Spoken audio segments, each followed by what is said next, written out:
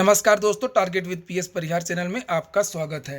सुबह की इस वीडियो में ऐसी सूचनाएं होती हैं जो विभिन्न समाचार पत्रों पर छाई हुई होती हैं और विद्यार्थियों के लिए आवश्यक होती हैं। तो आइए शुरू करते हैं और देख लेते हैं कि आज के समाचार पत्रों में ऐसी कौन कौन सी सूचनाएं हैं। सबसे पहली सूचना है उत्तर प्रदेश लोक सेवा आयोग में कल हुए प्रदर्शन की।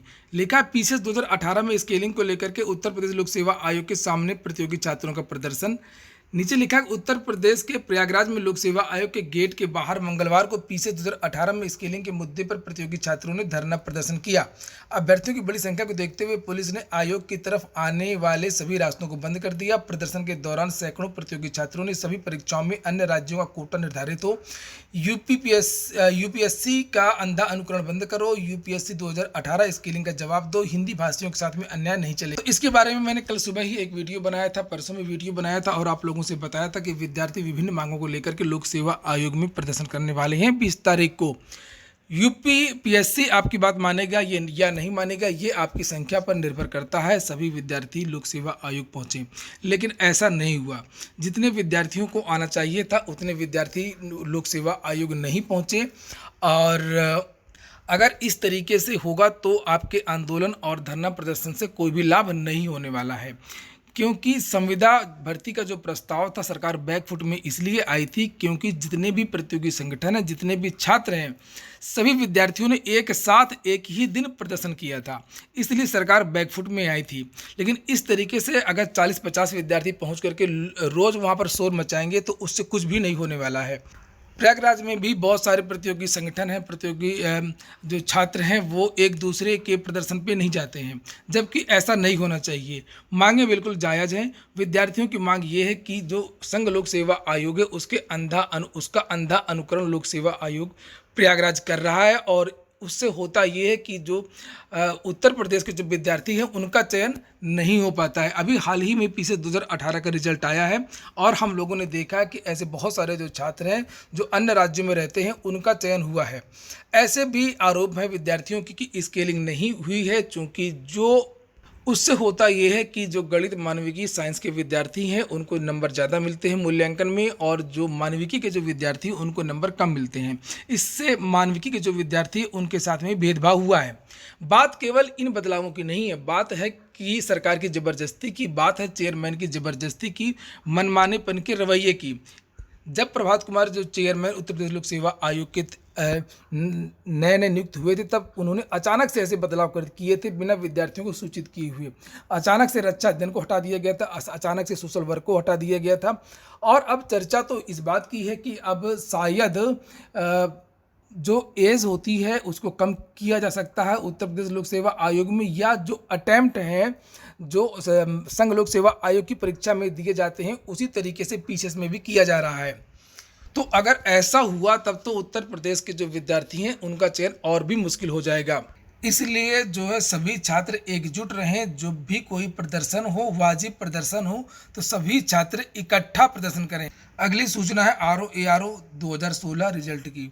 जानकारी ये मिल रही है कि ARO 2016 का जो परिणाम है वो बहुत जल्द जारी होने वाला है। चर्चा है कि अगले सप्ताह ARO 2016 का जो परिणाम है वो जारी किया जा सकता है। यूपीपीएससी की कुछ और भी सूचनाएं हैं। लिखा यूपीपीएससी से विभिन्न विभागों में 23 पदों का रिजल्ट घोषित।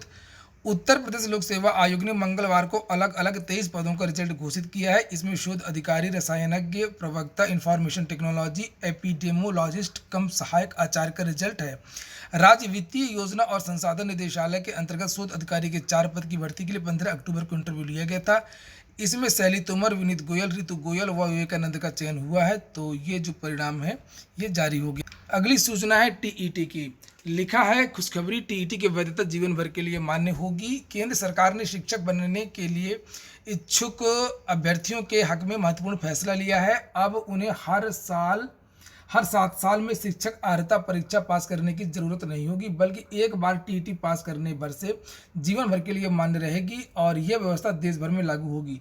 National council for teachers education NCTE के चेयरमैन विनीत जोशी ने कहा कि टीईटी को अब जीवन भर के लिए मान्य कर दिया गया है, और अभी तक यह 7 साल के लिए मान्य होती थी। हाल में काउंसिल की बैठक में यह निर्णय लिया गया। नई व्यवस्था को आगे आयोजित होने वाली टीईटी परीक्षाओं के लिए लागू होगी। जो छात्र पहले टीटी पास कर चुके हैं उनके मामले में एनसीटीई ने कहा कि वह कानूनी सलाह लेकर के फैसला करेगी। तो सीटीईटी में तो कर दिया गया है, अब हो सकता है कि जो स्टेट लेवल की टीईटी होती है उसमें भी बदलाव किया जाए। आगे बढ़ने से पहले एक बात और, अगर आप लोगों ने अभी तक targetwithpsparihaar.com को न देखा हो तो ज़रूर देखिए। ये भारत की सबसे बड़ी टेस्ट सीरीज़ है और target with PS Parihar app भी उपलब्ध है गूगल प्ले स्टोर में, आप वहां भी जा सकते हैं और ऑनलाइन टेस्ट में भाग ले सकते हैं। एक बात बता दूं कि इसमें भारत की जितनी भी परीक्षाएं होती हैं, चाहे वो हाई कोर्ट की हो, चाहे वो विद्युत विभाग की हो, चाहे वो किसी भी विभाग की हो, सभी परीक्षाओं की टेस्ट सीरीज इसमें उपलब्ध है। उदाहरण के लिए अगर जैसे आप लोग यहाँ पर देख सकते हैं लिखा हुआ है यूपीपीसीएल, यूपीसीएटीईटी, हाई कोर्ट। अगर हाई कोर्ट को आप क्लिक करेंगे तो भारत के जितने भी हाई कोर्ट हैं, सभी हाई कोर्ट की जो आरओ इत्यादि की परीक्षाएं होती है, ग्रुप सी ग्रुप डी की होती है, चाहे दिल्ली हो, मध्य प्रदेश हो, राजस्थान हो, कोई भी राज्य हो, हरियाणा, महाराष्ट्र इत्यादि सभी राज्यों के हाई कोर्ट की टेस्ट सीरीज उपलब्ध है। इसी तरीके से और भी जितने भी विभाग हैं, सभी विभागों के सभी राज्यों के टेस्ट सीरीज इसमें उपलब्ध करा दिए गए हैं। इसी तरीके से अगर आप यहाँ पर देखेंगे डिफेंस एंड पुलिस, अगर आप यहाँ पर क्लिक करेंगे डिफेंस एंड पुलिस में, देख सकते हैं आप लोग Assam, Bihar police, Goa police, Jammu Kashmir, Karnataka, Meghalaya police, Bihar SI इत्यादि जितनी भी डिफेंस के भर्तियाँ होती हैं सबकी टेस्ट सीरीज इसमें उपलब्ध है और जो टेस्ट सीरीज है वो सभी भाषाओं में है। अगली सूचना है 31,277 शिक्षक भर्ती के लिए। शिक्षक नियुक्ति में गड़बड़ी मिली तो सुधारेगी सरकार। राज्य सरकार ने 69,000 सहायक अध्यापक भर्ती में 31,277 पदों पर नियुक्ति में कम अंक पाने वालों का चयन किए जाने पर इसे सुधारने और अधिक अंक वालों की काउंसलिंग करा करके उन्हें नियुक्ति देने तथा कम अंक वालों की नियुक्तियां रद्द करने को कहा है। इलाहाबाद हाईकोर्ट में चल रही इस मामले की सुनवाई के दौरान एडवोकेट जनरल राघवेंद्र सिंह ने वीडियो कॉन्फ्रेंसिंग में बहस में बताया कि एनआईसी से इस संबंध में पड़ताल की गई है कि कम पद होने के बावजूद सूची जारी करने में किस प्रकार अनियमितता हो गई है और उन्होंने कहा कि एनआईसी की रिपोर्ट आने के बाद यदि गड़बड़ी मिलती है तो उसे सुधारा जाएगा। एडवोकेट जनरल ने कोर्ट को बताया कि ये सब नियुक्तियां अभी अंतिम नहीं है और इन पर पुनर्विचार हो सकता है। वहीं पर विद्यार्थी अब सरकार से ये मांग कर रहे हैं कि सरकार जल्द से जल्द अर्जेंसी एप्लीकेशन फाइल करे। सरकार मांग करे सुप्रीम कोर्ट से कि जल्द से जल्द जो शेष अभ्यर्थी हैं 37,000 कट ऑफ का ऑर्डर सुप्रीम कोर्ट जारी करे और उनकी नियुक्ति हो सके। और विद्यार्थी इसके लिए बहुत जल्द एक बड़ा प्रदर्शन भी करने वाले हैं।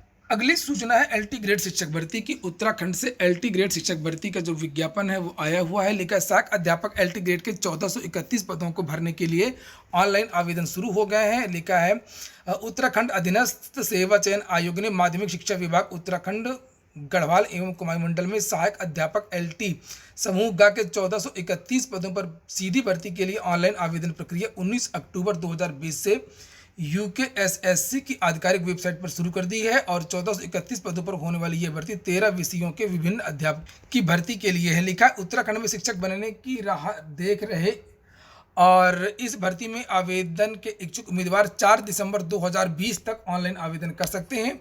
नीचे ये फ़ोन नंबर भी लिखा हुआ है, यहाँ से भी आप लोग संपर्क कर सकते हैं। परीक्षा में सफल होने के लिए मिनिमम कट ऑफ समान वर्ग के लिए 45 और आरक्षित वर्ग के लिए 35 है। उम्र सीमा की बात करें तो अभ्यर्थी की जो उम्र है वो 1 जुलाई 2020 को कम से कम 21 वर्ष और अधिक से अधिक 42 वर्ष ही होनी चाहिए।